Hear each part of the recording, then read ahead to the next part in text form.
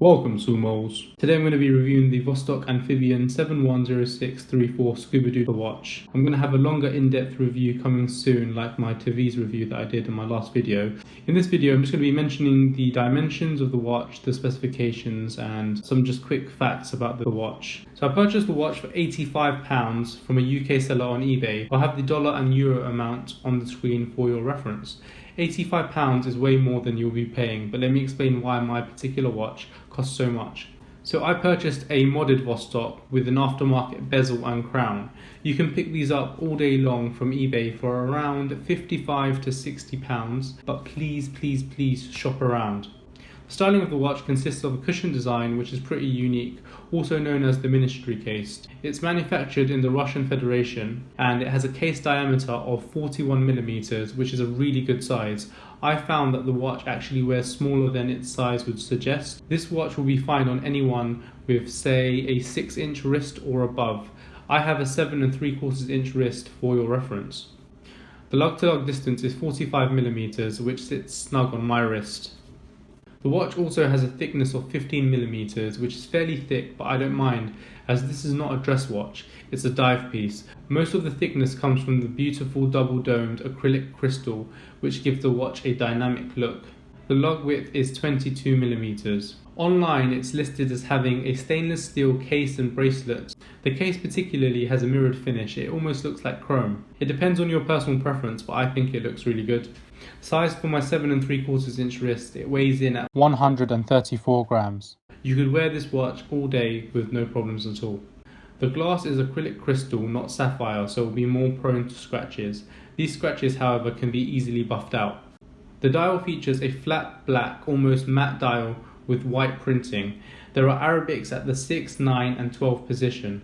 There is a white border around the date, which is located at the 3 o'clock. The dial says made in Russia. I think for most people the most iconic element of this watch will be the scuba diver on the dial.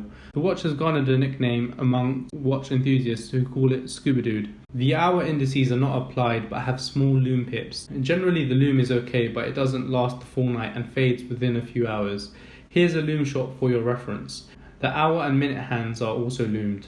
There are mixed reviews online about the bezel. On the original bezel, some sites state that it is chrome brass, whereas others say it is a stainless steel bi-directional bezel. To be honest, I reckon it's chrome brass. The bezel has no ratcheting and moves freely by friction. The crown is located at the traditional 3 o'clock position. It's a screw-down crown with a water resistance rating of 200 meters or 20 atmospheres. There are no crown guards to protect the watch.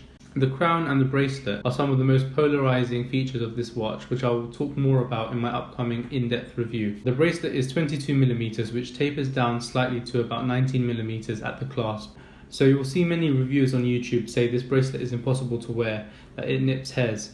I honestly don't think it's as bad as people say. I have somewhat hairy arms and I haven't found it to yank too many of my hairs out. This is all subjective, so I suggest you purchase one and see how you get on with it. You can always switch it out for a NATO strap or any sort of bracelet of your choice. The back of the watch has a solid feel to it. It's not a traditional screw down or snap down case back. It's a 2-part case back, which means when you open the watch, the seals used to keep the watch 200 meters water resistance do not get damaged.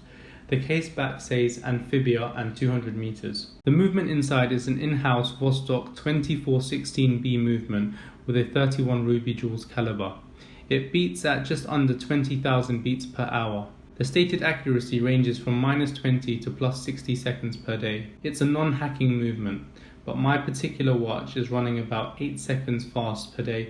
So to just give you a size comparison, here I've got the watch next to a Casio F91W-1JF. It has a 35mm diameter and an 8.5mm thickness. I think most people have a Casio F91W somewhere in their collection. I mean, you can be a hardcore collector, you can be a budget collector, but everyone has a Casio in their collection. So this just gives you a good size comparison and lets you to get a gauge of how big the Vostok is. Also, for your reference, I'll give you a size comparison, comparing it against the Taviz T801 automatic watch. It's got a 42mm case diameter, so as you can see they both look pretty similar. I'd say the Taviz slightly on the larger size, it definitely wears larger.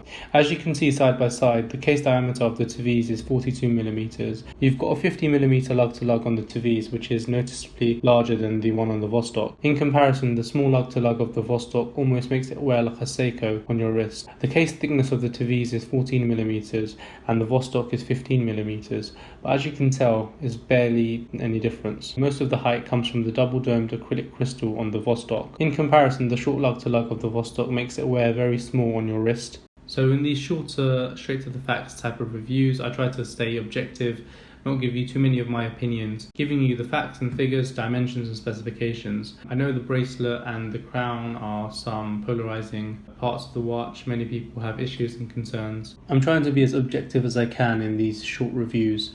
But if you're on a tight budget, this Vostok is a really good purchase. It gives you immense value. Please like and subscribe if you're into watches. It really helps me with the channel.